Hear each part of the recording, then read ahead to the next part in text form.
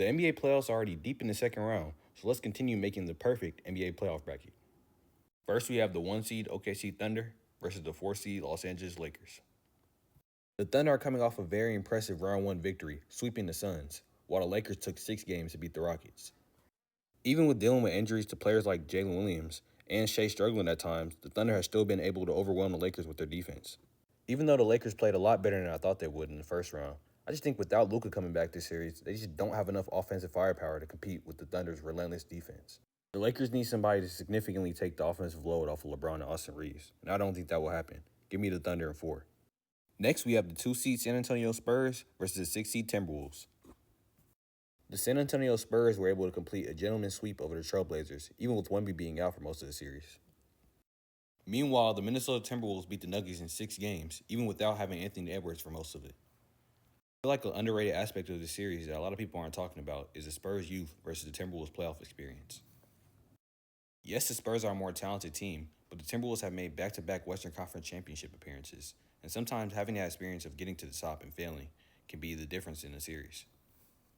With that being said, I do think that Ant needs to be 100% in order for them to win this series, and since he's not, I'm going to go ahead and pick the Spurs in 6. Next, we have a number 1 seed Detroit Pistons versus number 4 seed Cleveland Cavaliers. The Pistons are coming off a very intense and physical round 1 series where they came back from 3-1 against the Magic. Meanwhile, the Cavs also had an intense series with the Raptors that ultimately took 7 games as well. The Pistons' on-ball pressure have made it really hard for the Cavs to put the ball in the basket, and that's really led to them taking control of the series so far. A big reason that the Cavs traded for James Harden was to give Donovan Mitchell that true second star that they never really had with Darius Garland, but he just failed to live up to the hype.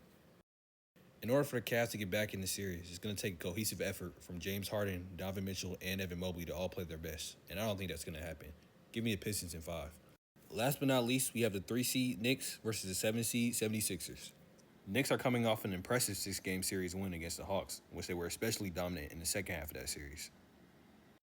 The Sixers, on the other hand, are coming off a very impressive 7-game series win against the number 2 seed Celtics. The Knicks have basically been able to match the Sixers starting lineup 1 through 5, and that's really shown up as an advantage for the Knicks this series so far. Joel Embiid was able to dominate the Celtics bigs last series, but with his primary matchup changing to Cat, it's really hindered the Sixers' offensive options this series. It's like after Game 4 of the Hawks series, the Knicks finally flipped the switch and started playing like the championship-level team they thought they had. If the Knicks can continue this level of play, I think the series will be over pretty quickly. Give me the Knicks in 4.